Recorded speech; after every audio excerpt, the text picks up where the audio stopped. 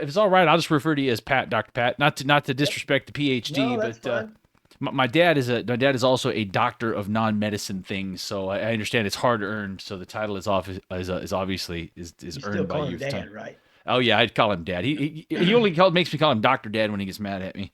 Mm-hmm. So first of all, I just wanted to kind of introduce you based on what I understand. You please correct me on anything, man. But you got a lot of titles here, man. I looked you up. I did a little research. Co-founder, co-owner, chief scientific officer of Wilderness Trail Distillery.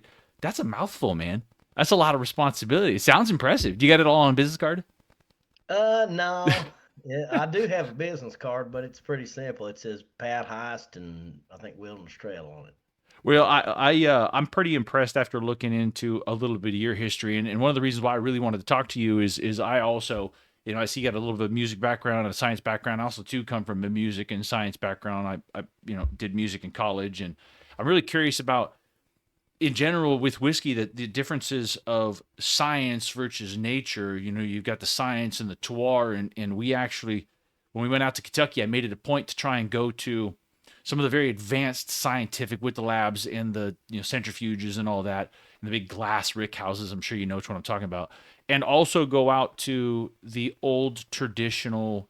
We spent some time in some of the oldest rick houses and talked to some of the guys in Texas specifically that are out there in the dirt and in boots and with tractors talking about how important the terroir is, the environment and the wood and the barrels and all this stuff. So I'm super fascinated. It's one of my favorite things about whiskey, the balance of these two things, where it is really two things. So I really wanted to talk to you because specifically of your heavy science background. And as soon as I saw them referring to you as the science guy of bourbon, I'm like, I gotta talk to this guy. I gotta talk to him because I'm super curious. Because I don't believe for a minute that, and I'll be great to hear about if I got you wrong on this, but I don't believe for a minute that even the most scientific mind doesn't have a ton of emotional passion for whiskey and distilling for the community and respect for all of the things that don't have to do with you that nature does that the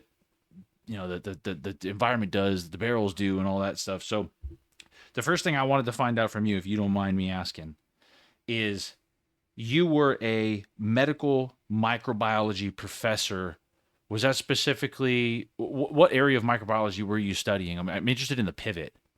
Yeah, so well, I mean, to start with, my educational background is microbiology. That's what my bachelor's degree is in, and then I have a master's and a PhD in plant pathology, Right. which is the study of how microorganisms affect field crops. And so I used to work with extension plant pathology at the University of Kentucky, and we worked with farmers to figure out, hey, if you've got a field of corn and it's wilting down, is that because it's drought or because you've got a plant disease coming in on you? So that was what I did. And then oddly, when I got out of graduate school, the first job that I landed was as a medical microbiology professor at a medical school at Pikeville College. So I taught medical microbiology, but I was coming out of a plant micro background. So it was really kind of stepping out on a limb of holy shit. I've always had a, a desire to teach and a passion for teaching. So, I had the teaching part down, but switching gears from plant pathology to medical microbiology was a big step. And I did that for 7 years. And during that time, formulated a plan to, when you mentioned the science guy of bourbon, it's actually the Science Guys of Bourbon. My business partner, Shane Baker, he's the other half of the duo. He's a mechanical engineer. Okay. And so we actually came together and he's also the guitarist in the rock band I used to play in. So it starts there, all starts back with rock and roll. But we started a company called Ferm Solutions back in 2006, Ferm as in fermentation, and that company services currently over 200 distilleries and breweries with yeast, antibacterial products, enzymes. And so that's actually how we kind of broke into the distilling and brewing business as first as providers Mm. of fermentation products. And so whenever you look at, well, what makes us the science guys of bourbon? first of all, our backgrounds, but second of all, the fact we've worked with about any distillery or brewery that you can name, we've done some work for. And again, most people don't call us when things are going great. It's usually, hey, I got some serious problem here. I'm losing production. What's going on here? And then we go in and figure out, it could be something simple like your temperature's too high in fermentation. You need to cool it down a little bit. Mm. But it could be more complicated, like, hey, you're not converting starch into fermentable sugars, which is an enzymatic process that takes place during the the mashing process. It could be bacterial contamination that is occurring. You're not cleaning the process properly in between each batch, and for some reason there's bacteria coming in on you. And when you mention, very sophisticated distilleries versus traditional ones, you can imagine the challenges you would have running a wooden fermenter versus a stainless steel fermenter in terms of being able to keep it clean. So those are just some examples of some things that we work with on a day-to-day basis. And then you take 10 years of that, and then finally we're like, we know every damn problem that a distillery would have and what caused that problem. And we've always had a dream, as most, I mean, going back all the way even before the rock band, we were big bourbon fans. So we've always been big bourbon fans. And being so, and being in the state of Kentucky, and then having all this knowledge of distilleries and breweries, it's just we owed it to ourselves, and as well as it was a very logical progression of our business to start a distillery because we had all the knowledge to do it. And by golly, if we build our distillery, we're not going to do that what those guys did because it caused problems for them. And so we had the advantage of, again, I mean, you don't just leave out of Heaven Hill and go walk in over at Jim Beam and them show you underneath the fermenters. So we've been in and out of, like I said, damn near everywhere you can name. And not on the 51% corn tour either. I need to see what's underneath that fermenter. I need to see how that pump works. I need to see how that heat exchanger gets taken apart and cleaned. So we really understand, again, my microbiology and biochemical background, looking at the mash and all that kind of stuff, and then the fluid dynamics and the engineering around the piping and all that kind of stuff, where Shane, his mechanical engineering, and then again with all of our experience in distilleries. So I'm curious. Yeah, it's funny because you say the thing about people don't call you when everything's going well when there's a problem. It's funny you say that because the first thing that popped into my head when you were talking about your background was, I got a palm tree out back. I can't figure out what's wrong with the damn thing. It just don't want to grow right. I wish you were here. You could look at it for me. It's just I was just like, I'm like, yeah, I can imagine that would be the thing that they'd be like, everything's going good. We don't need Dr. Pat. But as soon as something's sideways, yeah. that they would call you in. I am curious, after all of your history with all of the different distilleries and going into all these legacy distilleries, I'm sure new and old operations, is there one thing that you guys, specifically because of your background, wanted to do differently when you started Wilderness Trail? Was there a tweak or a specific process or a part or a way of doing one specific thing that you were like, really, that's the one thing I'm not going to do. I'm going to do it our way. We're going to do it a little bit differently. Did you guys change something up and really focus on one specific thing when you guys started? Because, man, you guys' growth it's just been skyrocket. Yeah, yeah. We actually looked at a lot of different things, and some things that just pop out immediately are the fact that we went with a sweet mash process. Wow. Every other bourbon producer on the Kentucky Bourbon Trail, Heritage Trail anyway, are sour mash producers. So we were the first, and we're currently the only sweet mash producer. It's just a very different way of making a bourbon, and it's not something that's historically, been made famous. And so that's one part of it. And another thing is, being scientists, we really tried to challenge every step of the process. And somewhere at another point of the process, which kind of relates to the sweet mash process, the mashing process, that's one that we really scrutinized because that is where a lot of energy is spent. So one way to do it is just go ask everybody else who we already worked with, hey, what's your mashing temperature? You get the answer of 211, 213 degrees. Well, as scientists, we want to take a step back. It's like we're getting ready to spend all this money bringing our mash to that temperature. Why does it have to be that hot? What are we trying to accomplish here? Can we just put that grain into cool water and never heat it up at all? The answer to that question is no, you have to heat it. But what are we doing there? we're gelatinizing cornstarch. What temperature does gelatinization of cornstarch or wheat starch or rye starch occur? And the answer to that is, somewhere between 175 to 185 degrees Fahrenheit. So why does everybody cook at 211 or 213? It's probably because of some remnant of the past of, well, we used to bring it to a boil. If you're Yeah. cooking in the middle of the woods and don't have a thermometer, you might want to bring it to a boil because that tells you something, and then you go back and decipher that recipe. Oh, granddaddy always brought it to a boil. Well, let me see what temperature that is because I need to write this recipe down for someone at the factory now. Mm. So you look at things now. We said, well, what are we trying to do there? We're trying to gelatinize starch, and we cook at that exact temperature. So the amount of energy that we use to get our mash up to in 185 is a fraction of what it would cost to get it up to over 200. Mm. Then consider the fact that we're crash cooling that. Now I got to have that cooling capacity to get that down again. And those are that's probably one of the best examples of something that we've done totally different, but just is totally common sense.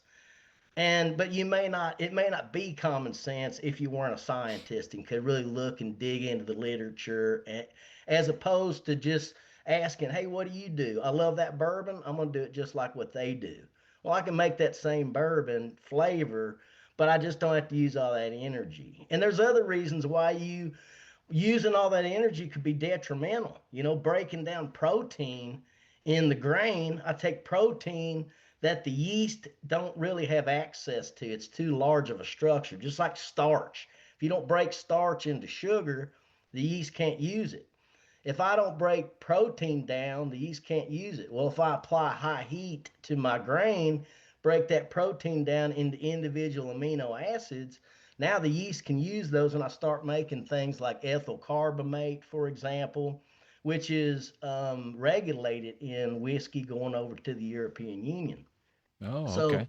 there's a lot of ways of looking at this. Don't want to get too deep in the weeds, but that's kind of a couple good examples of No, things I we do. love it, man. I was really curious because there's always this juxtaposition between a Kentucky bourbon being such a heritage thing and being done for so long and being passed down from from the grandfather to the father to the son and just the way we always did it, which is kind of important. You want to retain a consistency and heritage, but it does tend to block you up from asking questions like what you're talking about. Well, why do we do it that way? Do we have to do it that way?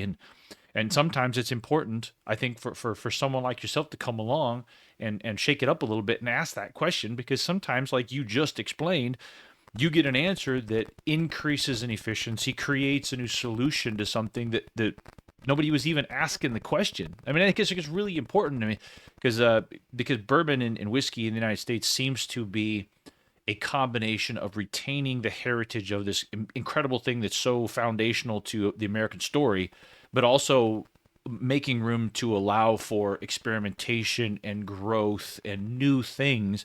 And I think the bourbon industry has really gotten to a place where they're really doing that. I mean, it feels like because of the craft distilleries and the new organizations that are coming out and shaking things up and not and asking new questions, that we're getting both. And as a whiskey enthusiast, I think it's incredible because you can go and taste something that's the way it's always been done for 150 years from a heritage brand and turn around, and we did it in a single day.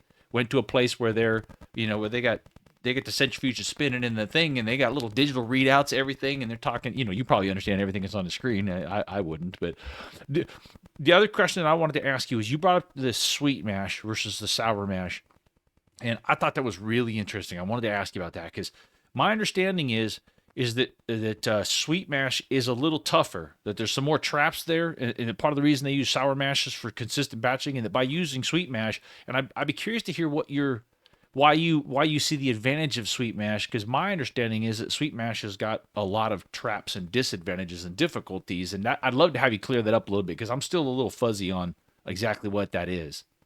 Yeah, it a lot of times comes back to interpretation. So when we ask famous master distillers, why do you do a sour mash process? There's practical reasons for why you do it. Like I got to get rid of that damn stillage anyway, so I can incorporate it into my system and I use it up. Okay, that's one reason why you might want to do it. Another reason is stillage comes off the still at 200 something degrees, and I'm trying to heat up my mash so I can recover heat by Mm. utilizing some, putting some of that hot liquid in there. Well, we actually use our stillage tanks as hot water heaters. So even though we don't use stillage, we're generating heat. So we can still generate that heat and not worry about it. But back to what you said, the number one answer is because it makes it more consistent. Now, when I look at recipes and, like the grain, is my grain going to be consistent each and every time? Well, there may be a little variation because, one farmer to the next, maybe a little bit of variation in the varieties or whatever. But as long as I'm getting it from a particular geographic region, my grain should be pretty static. Okay. Let's just assume it is, we're doing a good job of making sure our quality is good, etc. Our water source should be pretty static. That's something else that's just, okay, if I got those two ingredients, now I start looking at other things like yeast and, well, now I want to ask myself, do I want to do a sweet mash or a sour mash? And I want to do a sour mash. Well, there's another ingredient there. What is that? That is the liquid left over from a previous distillation. What did that come from? It came from a previous batch. Every batch comes out a little bit different. And again, this is where the science comes in with the expensive equipment like liquid chromatography. You can look very carefully. Did we get the amount of alcohol that we should have got out of this batch? Was there a bunch of sugar left over? Was there indicators of microbial contamination like lactic acid or acetic acid, for example? We measure all these things each batch. And you ask yourself about consistency. So, am I adding back set? That is an ingredient that's not going to be the same like my grain or like the water. Mm. It's going to be different every time. I mean, I can do my best to keep it consistent, but it inherently is going to be different. Mm. So, if my goal is to make a very consistent product, why do I want one of my ingredients to be inconsistent? It's not going to be the same. So our philosophy was let's use water every time because it's more consistent. So why do the other guys say that that way is more consistent? There's two kind of thought processes. Okay. One of them is you think about it like sourdough bread. I get Yep. my granny's starter and I'm going to make sourdough bread and I think about it like that. Well, she's giving me the organisms that I need. And if I'm using a sour mash, I'm using part of another batch and in that way you think, okay, you're sort of passing forward, you're keeping the yeast strain, but great grandma didn't put her starter culture into a still that was 213 degrees. So pretty much everything's dead in there for the Mm. most part. 99.9% of all the organisms are dead in stillage. So it's not a yeast thing. You're not carrying forward any yeast. So that's one misconception. Well, what are you doing that we know that you're doing is you're acidifying the mash. And so if I mix corn and grain and water together and I make a mash, it's going to be sitting in probably around 6.3 pH, for example. If I displace 20% of my water with backset, as you would do in the sour mash Mm. process, that's going to take my pH down somewhere in the mid fives. And you just happen to have crossed the threshold that bacteria grow well at 6.3, they don't grow well at 5.5. So if I acidify the mash, I've got less chance the bacteria are going to get me. Mm. If I'm at a really old factory, we already talked about wooden fermenters versus stainless steel fermenters.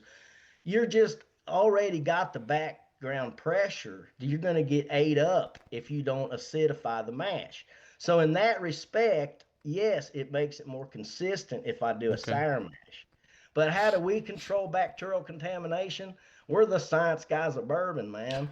We're the Not that ones who get hard. the phone call. Yeah, we're the ones that get the phone call from the other distilleries that, hey man, I got bacteria. It's like, no shit, Sherlock, you're using an external heat exchanger. We Yeah. don't do that at our distillery. So, you just have to so the sweet mash process, quite simply, we're able to use 100% pure water. We don't get the advantage of the pH reduction because we keep our distillery clean as hell. We don't have a bunch of contaminants in Mm. there. And in the other distilleries, some of them that have problems, it's really not because they don't know what they're doing. It's because they're running a very old facility. I mean, if I could trade, I mean, Maker's Mark's a hell of a damn great place, no doubt about it. But they have challenges because Yeah. it's such an old distillery. And that's kind of the thing that we love about it, the heritage of it. But they probably like, damn, I sure wish I had that clean facility like what they have over there. They didn't have the opportunity to build a distillery just 10 years ago and use all this new information. Sure.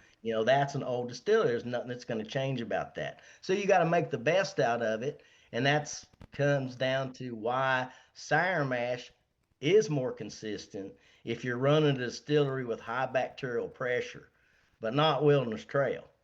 No, sir. It sounds like the way you describe it that sour mash is almost kind of a necessity of the old way of doing things. I mean, you don't have to call any names out, but are you aware of any legacy distilleries that have always used sour mash that now have upgraded, cleaner processes that wouldn't necessarily need to use a sour mash that still do it? I mean, are they Oh still kind of yeah, hanging yeah, on yeah. to A it? lot of this, unless you have wooden fermenters, for example, you should be able to get by. And the fact is, every heritage distillery runs a sweet mash because if you're starting up after a shutdown, you Right. don't have any stillage available. So, but they're sort of like stored in. How do we blend this in? God, we got that sweet mash back there. But what I would like for them to do, because again, I'm a bourbon fan, number one, I want to see Maker's Mark come out with a sweet mash. Why the hell not? That'd be a great thing to see. Yeah. Any of the other heritage distilleries. It's like you got it sitting there. Let's see it, folks. It's funny because before my kind of understanding grew a little bit as to what sweet mash sour mash was, some of the distilleries have managed to create almost a marketing tool out of sour mash. It's on the label, and I remember, and I talk to people all the time that are like, oh, but that's sour mash. That's good. That's a good thing to have sour mash.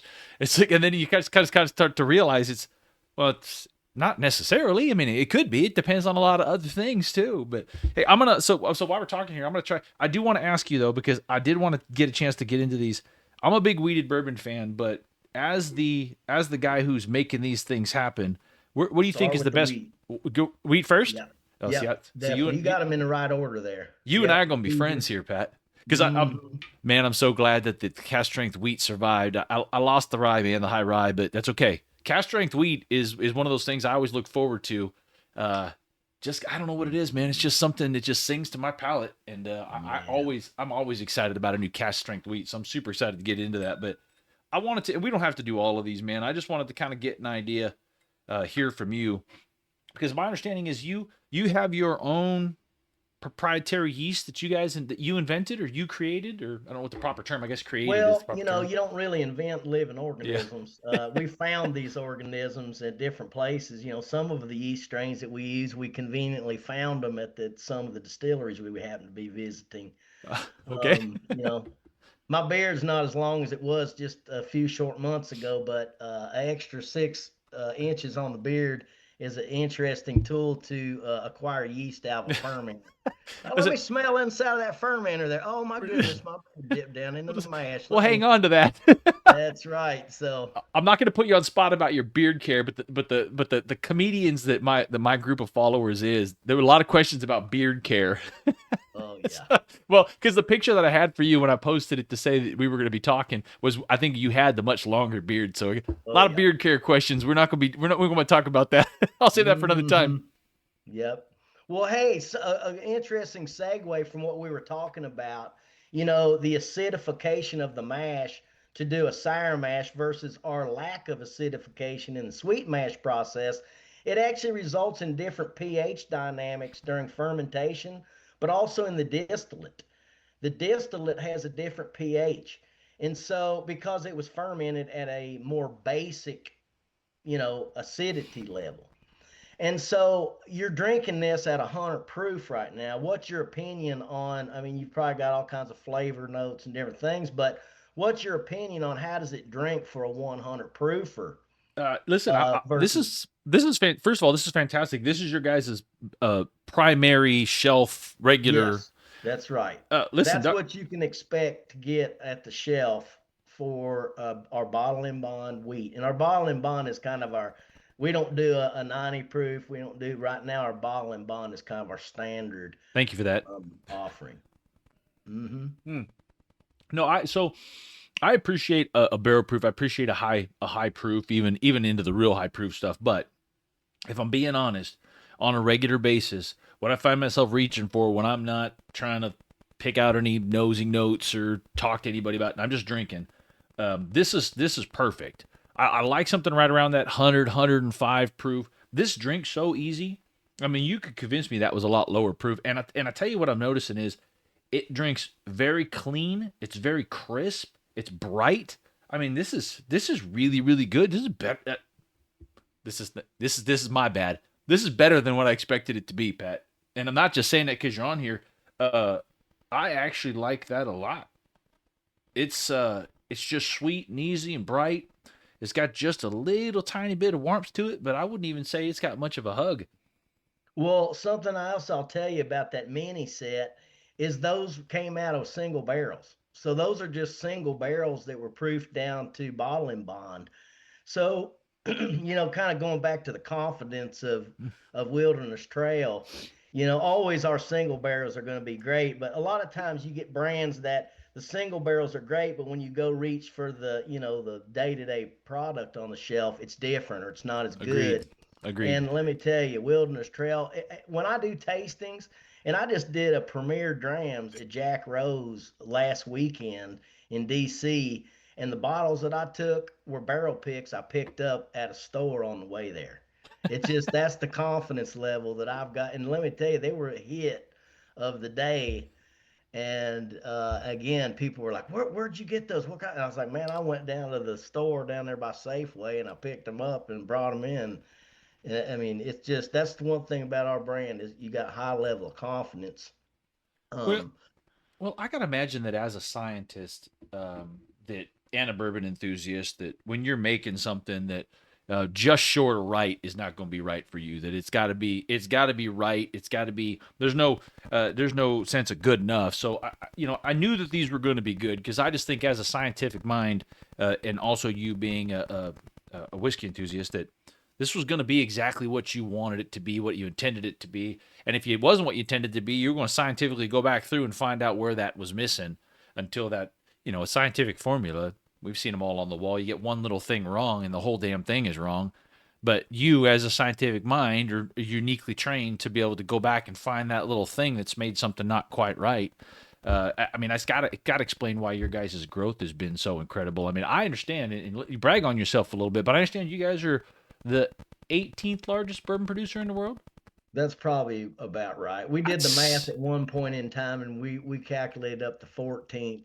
And there's been some other distilleries open up since that's then. incredible, man. I mean, just because you guys founded in 2013, first whiskey released in 2018. Now, I will tell you, your timing's probably great on that, given the whole COVID thing. That probably was fortuitous timing. I wouldn't know if I'd want to be opening that right now. It might be a little tougher to start right this minute, but Oh yeah, yeah, absolutely. And again, we're still very actively working with other distilleries, and there's still a lot of distilleries that are opening or have yet to open. So we're so still got a lot of runway there. what's your spin on that in general? I mean, not just as someone who's in the industry as a bourbon enthusiast. I mean, where do you think the bourbon industry's going? I mean, what do you think the next thing is? We've seen it go through so much over the last couple of years, just the meteoric rise and lots of new distilleries opening, and now we're seeing distilleries closing, and because of the bourbon boom, just crazy trends. Everybody's doing Amberana, and it just stuff that's come out of nowhere. Where do you think it's going? I mean, it seemed like it was going to be single malt for a minute, but it feels like that's almost kind of quieted down. I mean, what do you think it is in the next couple of years? Where do you think it's going? Well, I mean, if you look historically is at what has happened, and what happens, just I mean, you get basically you see survival of the mainstays. I think Oh, sure. that's kind of a proven fact. They've been doing good things for a good number of years, but there are changes in the industry. There's changes of ownership in distilleries. We're an example of that. We've got Campari on board now. We didn't always have that, so things have changed for us since that came about. So there are changes that can occur relative to ownership and that kind of stuff. But, we're seeing a lot more finishes, and we've been kind of reluctant to do finishes just kind of on that topic.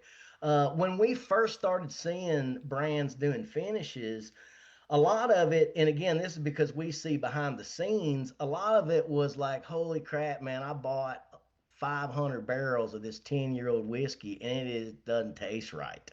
And I need to do something to get it to turn the corner for me. And then Right. they would put it in some type of sherry casks or whatever.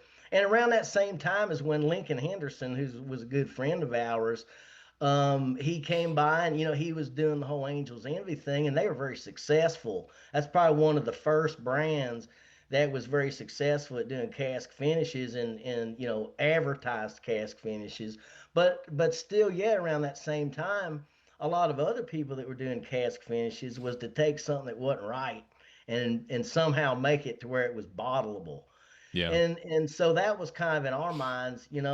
And as scientists, like if I'm going to change something, if I'm starting with what you're drinking there, I got to have a pretty damn good plan for what do I want to, how am I going to improve that by sticking that into a barrel? I got better have a damn good plan. I'm not just going to play around with it. And so we sort of been thinking through it a lot, as well as letting our products hit the proper age markers. I mean, I don't want to put all my damn 5 year in amber on a barrel and never have a 12 year. We've Sure. kind of really looking very seriously about what's our long term game. And I think that's something else that when you look at longevity in this industry, you've got to have an aged game. And we've always had that. Our oldest barrel, the first barrel we ever made, just turned 12 years old on Halloween just a few days ago. So Wow. just to give you an example, we're in it for the long ride, and we've always seen that brands that have the age statements are the ones that's when you want to see who survives. It's the ones who's got aging liquid. So So how's that? How's that that's first important. barrel tasting? How's that coming along? Absolutely delicious. It's I bet I it actually is. did a kind of a media event recently, and I was like, let's go taste the first barrel. And Oh, I said, look, this ain't a barrel that we honey picked and brought down. This is barrel by God number uno, and we're man, gonna taste it. I can't make any promises. I believe it's gonna be delicious, but you're always taking that chance. And again, back to that confidence that we have. First damn day we made that first barrel, we were making it just like we're making it today. I mean, we didn't start on a shaky ground. We started off full on kicking ass. And so that barrel, it kicked freaking ass. The first that's 10 wild. year release that we ever did was the entire contents of the second barrel we ever made. So again, just like, hey man, it's there, it's 10 years old. Of course it's going to be delicious because we made it, you know. And I'll give you an example of just the scrutiny that we put on this. Now that we've got Campari on board, they're digging around and combing, got experts combing through our inventory and stuff. And we actually had a question come up of some quality, like, man, we came across some stuff in the warehouse that kind of was like, how many barrels of we got of that? And I gave them the exact date, and I said, was it that day?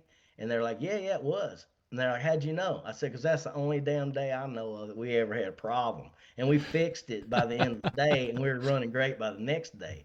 It's where distilleries have those issues and sometimes go for months. And if you're making hundreds of barrels a day, you might find yourself with 10,000 barrels of shit laying there. And Yeah. and and when you look at all these investors that came into the market and just bought, I mean, hey, I spent however much money for 1,000 barrels. Well, until those barrels get transacted, maybe nobody ever went in and tasted them. So what's going to happen when all these barrels become mature and people go in there? Now, they could be 100% great, but being the guy that people call when they got problems, I'm guessing there's going to be a few little nasty spots in there. So yeah, it's always been incredible to me because I can't think. There's not a whole lot of industries in general where you're gonna come up with your process, create your product, be 100% sure in it, and then think ahead 10 years and just let that thing sit there. I mean, there's a question. I'm actually gonna skip ahead out of here because it's I think it's timely. One of our guys, Caleb. And Caleb is actually in food production, so he had some very deep in the woods scientific questions that nobody's gonna understand. So I'm gonna skip over those. You and him just should talk at some point because he asked me a question. I'm like, I got no idea what that means. If I ask him, I'm not gonna understand the answer.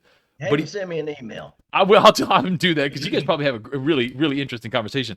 But he says, can you ask about temperature control and aging whiskey barrels? Can we get to a science in a climate controlled room, or is a sweet spot in a rick house something that can't be created? Well, when you look at, first of all, the scant amount of studies that have been done on, I mean, it distilleries, we talk a lot about, well, we rotate barrels. It's like, well, what does that mean? That just means we move them from one spot to the next.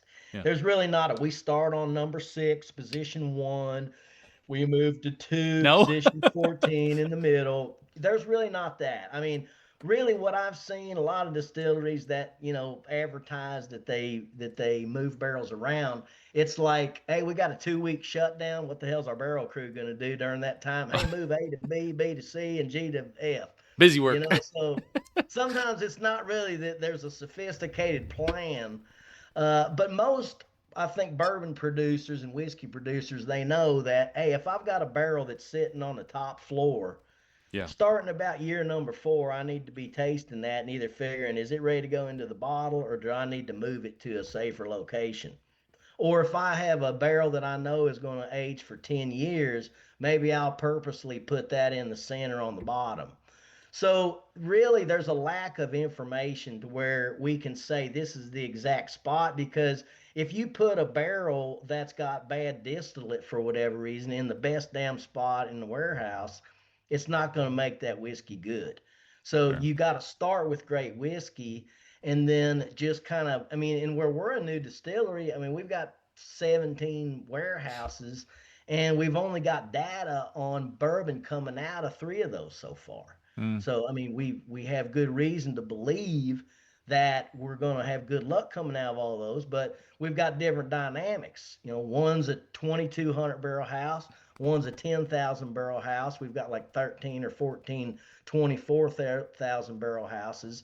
Some are east to west facing, north to south facing. So the sun rises on the long side, the sun rises on the short side. And it's just so much data that goes into that. It's just, Yeah. you do the best you can.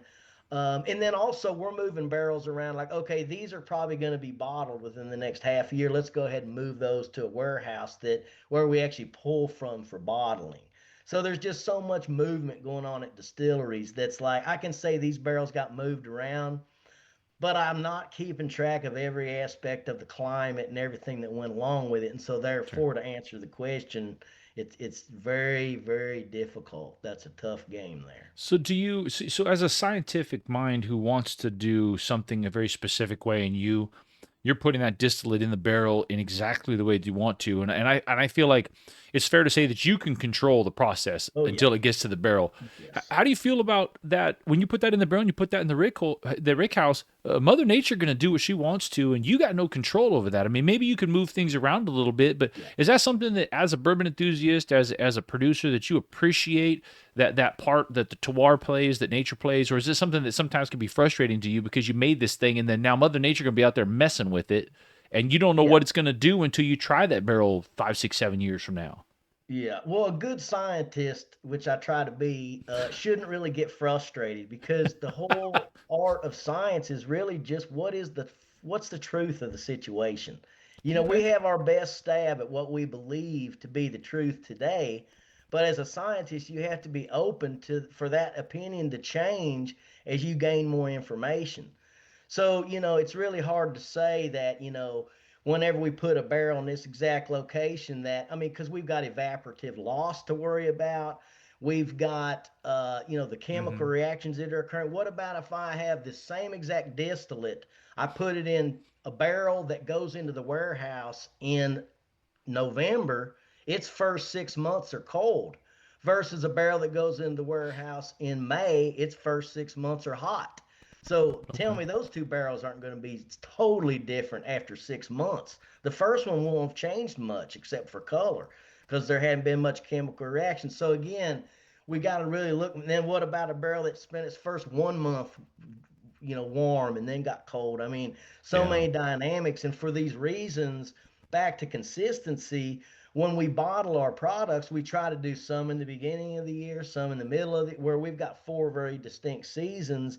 We don't want to just make wheat in the hot months, and we want to try to, just like the barrel producers try to randomize the staves to make sure one barrel doesn't have one tree in there. We try to randomize when we're making the whiskey so that we're putting barrels away. So there's just another example of we kind of have a good feeling that those barrels are going to be a little different. Mm. So we try to, put a little randomization in there to where we do our best to kind of shrink that range a little bit. Well, and I suppose that well, ultimately you putting the best possible distillate made in the best possible way into that barrel in the first place is going to maximize your potential to have a great outcome. And if Mother Nature plays around with you a little bit, I suppose you just pivot, huh? Yeah. I do have a question though that I think is this is great. These questions are coming up naturally. I can't believe it. It's just usually have to force them. I got them on my notes. I try to be prepared today, man. We got an hour. I could ramble on for 3 hours. So I'm trying to be, I'm trying to stay on task here because I'll just talk with you all afternoon and we'll just eat up the whole We can damn always day. do a part two. We might have to, man. There's so many things I want to talk to you about. So Michael Russell says, how much of the large scale batch blending by the big heritage distilleries is actually done by tasting versus chromatography or some kind of similar lab process? I think it's an interesting question, but I think it leads us there from when you're trying to blend these things together to get a consistent product or trying to figure out what to bottle or what to release to the public after you've tasted these things and Mother Nature's had her way. How much are you using scientific method, and how much are you using the fact that you've tasted every kind of bourbon that there is? You've been a bourbon enthusiast forever, and you got a palate, you got a style. And I'll tell you in a second, I definitely feel a style here that I hopefully you're going for on purpose. I want to guess, but we'll ask you about it. How much of that are you guys doing through blending, through experience and history and palate, and how much you guys are doing through scientific method like chromatography? So when you look at chromatography used to evaluate the distillate, you're talking about gas chromatography. Okay. And that normally you're only going to get a snapshot really of like heads, hearts, and tails. There's a series that most distilleries run, and it's usually the only thing that's tested of the distillate. It's called the TTB series, and it's just like ethyl acetate, methyl alcohol, also known as methanol, Mm. acetaldehyde. There's like 6 or 8 different things. Furfural, there's some other things. Well, that is just a snapshot of what's going. Propanol, that's one of them. That's a very high boiling point. So you sort of get a snapshot of heads, hearts, and tails.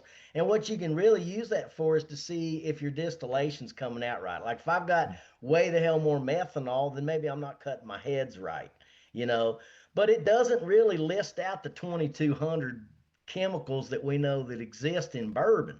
Okay. So it's not like a lot of people believe that we've got these machines that you just inject a sample of bourbon and it just gives you a readout of everything known to mankind. Usually, any test you run, you're calibrating. You're saying, "Hey, I'm testing for this chemical because I got to calibrate for that chemical." It's not like you just put it in a machine that tells you everything. So that's one misunderstanding about the chemical analysis. So it does come back to almost always tasting. And the distilleries can get very sophisticated about how they do that. If you go on a tour of distilleries, you'll see in the background all the big circular tables that got Yep. Glencairns sitting all over the damn place. And they're really sophisticated. Like, one thing you definitely don't want is to let a bad apple spoil the barrel. And in other words, I don't want to put a geosmin barrel that has no chance of blending in with anything and being good into 300 barrels of good stuff. It's going to make 301 barrels of garbage. So that's really what the taster's primary thing is, to make sure something super off spec doesn't enter the batch. At Wilderness Trail, I can straight up tell you that we are just really saying our batches are about 22 to 23 barrels per batch.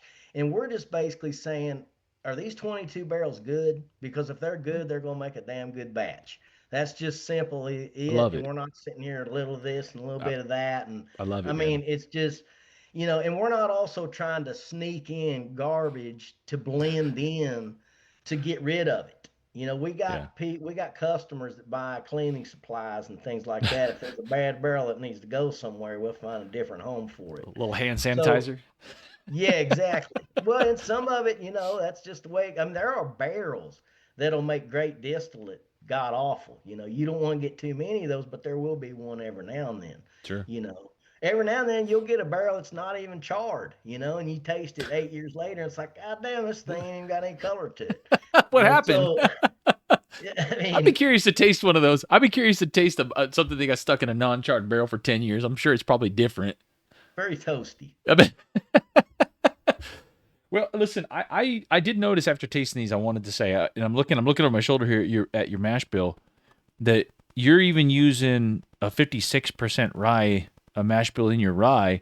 There definitely tends to be, and this speaks to my palate a lot because I tend to lean towards the sweet side as opposed towards the umami or the spicy side.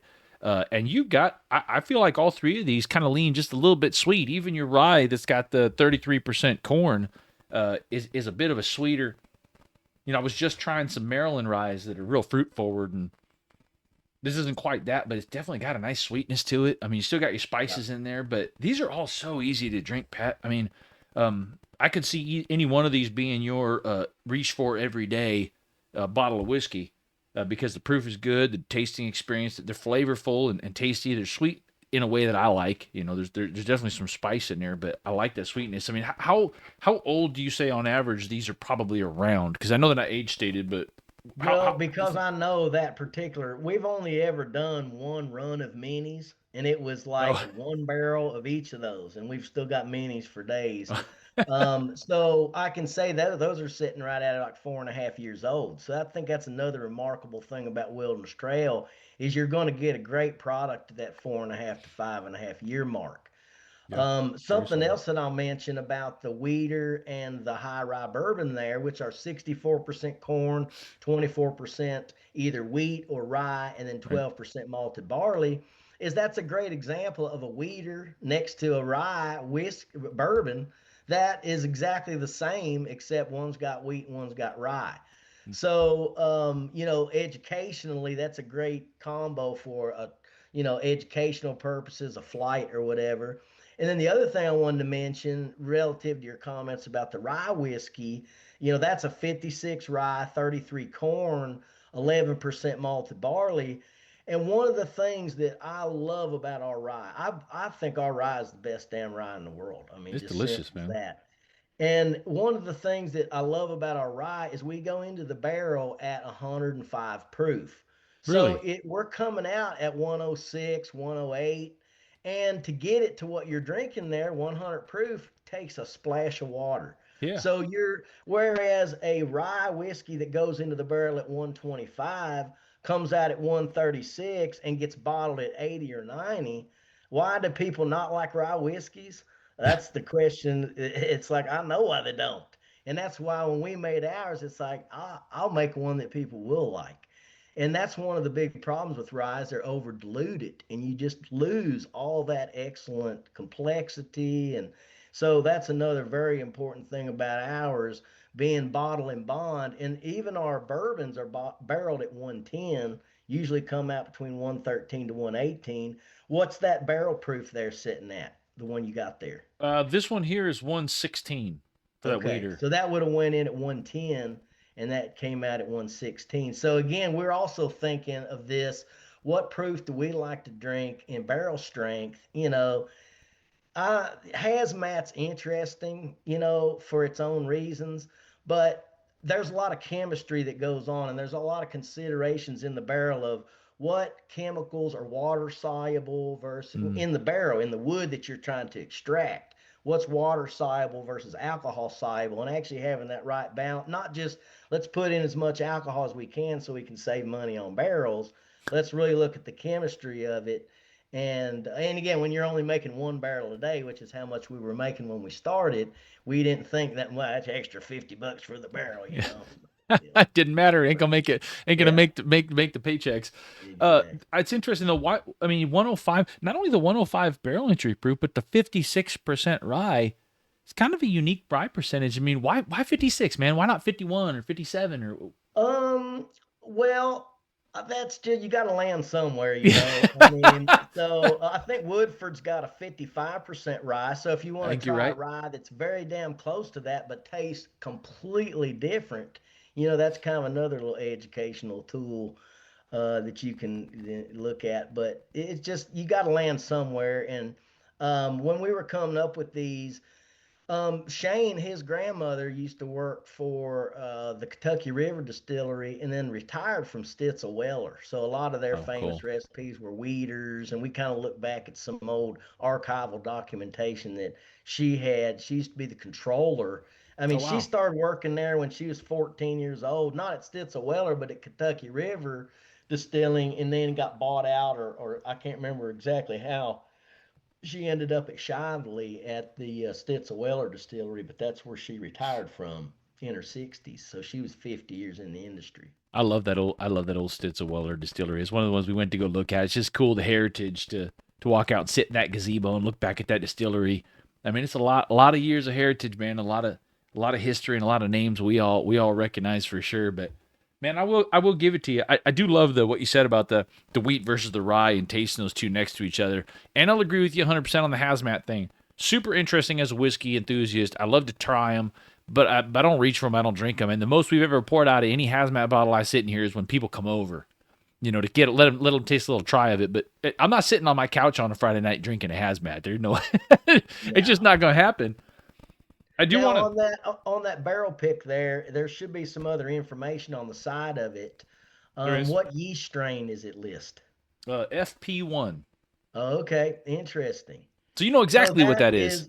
that's actually FP1. FP stands for Ferm Pro, and that is the brand name of the yeast that Ferm Solutions markets. Hmm. So FP1 is actually a strain that we marketed pretty extensively. And if you go on a Ferm Solutions web, you talked about earlier, you guys use a proprietary strain of yeast. You can go on the Ferm Solutions website right now and order however much FP1 yeast you want. Really? So yeah, so we're Okay. very transparent about that. And especially when on a normal bottle and bond, we don't have it because there could be multiple yeasts used, but we rotate between yeasts. So whenever you look at a barrel pick of our whiskey, that's something else interesting to see. Which strain was it? So that's just one of and that's actually the first barrel we ever made was made with FP1 yeast. Man, that has got a boatload of flavor. There's a really great, kind of a deep, rich, kind of a caramelized, like a brulee caramel, kind of deep, rich, sweet note on that. That's man, I love a cast strength wheat. I just Yeah. I knew you were going to get me with that one. There's not enough of them out there, you know? There Color's needs to be beautiful. more of them. No, I agree. I agree. I mean, I think the if you're gonna try and compete and say I'm gonna make the best whiskey in the world, I think you got to make a 21, 36% rye, something like that. You guys got a 24% rye, something to be able to say I can do this well. But I love the weeded bourbon. I've been a fan of weeded bourbon ever since I geeked out on my first dang bottle of Weller, which we all got to go through that stage in our whiskey journey, man. It just is what it is. Oh yeah. but this is man, this is fantastic. I really the color on this is just beautiful, Pat. I mean that's the prettiest kind of red tinted. I mean What's that's the age on that one? Should have the exact age. 6 year 3 month. Okay. So Okay. listen, speaking of age, as long as they're not going to let me release this video until December, you might as well tell me about this new product coming out that we're not supposed to talk about.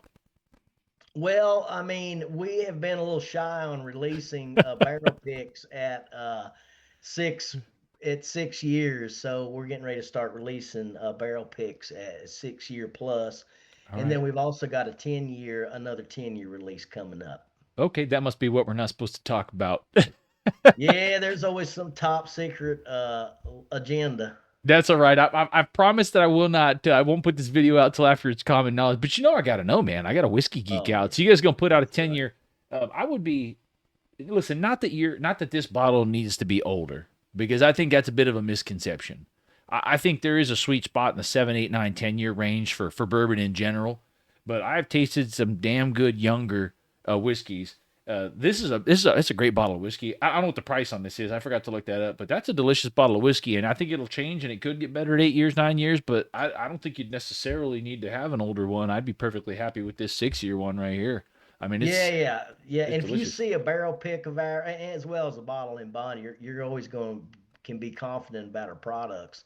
But that one there being only 6 years old, I mean, it goes to show you. I mean, a good young age product still's got a lot of complexity to it. Well, it's wild that we're talking about a 6 year old bourbon being young. That's a long time to wait for your product to come out. I mean, Oh shit, I yeah. don't think it takes that long to come up with a new car idea, put it together, build it, and release it. Probably take Oh less than yeah. 6 years. Oh yeah. It's a long game for sure. Well, I want to ask you. We're running out of time here. I want to ask you one more question because I picked this one out specifically, and we kind of talked about it a little bit, but it lends into this whole 10 year and older single barrel releases. Michael is one of our most educated guys. He's been to all the bourbon steward classes and the bourbon sommelier and all this crazy stuff. And he says core products are important for a brand to solidify your customer base. But what fun experimental things would you like to do, or maybe are you doing? And he specifically asked about playing with yeast fermentation, changing up the mash bill, finishing, which we kind of talked about. I mean, what do you, if you have your druthers and whatever you do is going to sell, and you could just get out there and get crazy and try something wild and experimental? I mean, what direction are you going, or what direction would you go? Well, I mean, we're a lot of our excitement these days lies in, what is our 12-year going to taste like? What's our I bet. 15-year going to taste like? So there's still a lot of excitement that we're building up to that milestones that we haven't not hit yet. We have messed around a little bit with some finishes and different things, and there's it just seems like there's a lot of that already going on. Yep. But one thing that we really didn't get into a lot today was some of the data collection that we do around fermentation, and we do this for ourselves as well as the hundreds of customers that we work with, and we've been doing this for the last 20 something years, is studying the microbiology of fermentation. So we know what yeast strains going in there, but what other kind of organisms are in there? And Hmm. as we study this day by day, our company, Ferm Solutions, we have amassed a collection of over 250,000 different bacteria that Wow. are isolated in pure culture and stored cryogenically.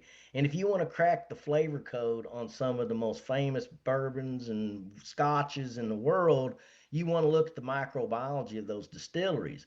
And so in that collection, we've got answers to those questions. Bacteria produce organic acids condense with alcohols to form esters. And anybody, you don't have to be a chemist to know what an ester is, Yeah. relative to bourbon. That's what produces a lot of the flavors.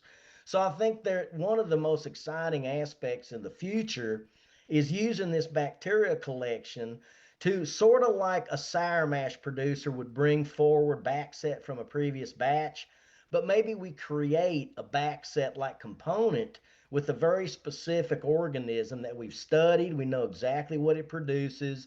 The organic acid that it makes will produce this ester.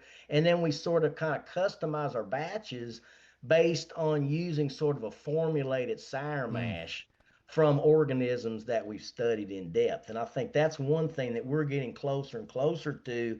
Wow. When we have a batch that gets contaminated, we save that organism that was in there. A lot of places just say, hey, that batch was contaminated. I make a note of that. Well, hell, we go in and actually could culture the organisms out, store them cryogenically, Wow. so that 6 or 8 years later, when we're tasting that whiskey, there's the note from the yeast, there's that nice rye note, there's the barrel. Well, what's this over here?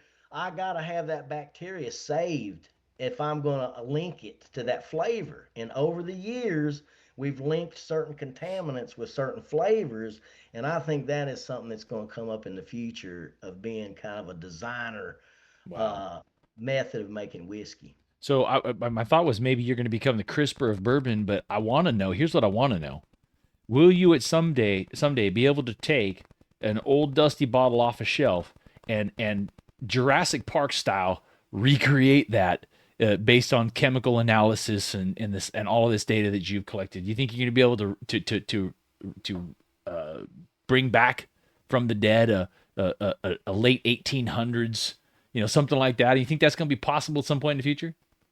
Well, we've done that by just making good guesses about it, and it came out pretty good. But yeah, I mean, you get more sophisticated, and I think that in some point, whether it be us or somebody else in the future, I think it's possible of doing that.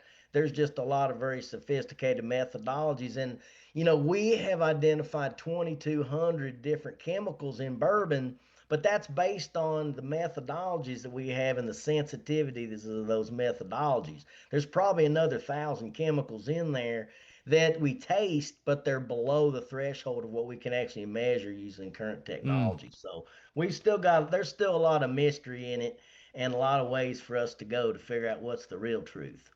So I'm gonna watch to you to be the John Hammond, the Jurassic Park of bourbon. I think it sounds like there's a lot of exciting things you guys are still going to be able to unlock, which is encouraging. It's encouraging to know that the growth of bourbon and the future of bourbon is not over, and we still got a long ways to go. And Pat, I appreciate very much you taking the time to sit down and talk with me, man.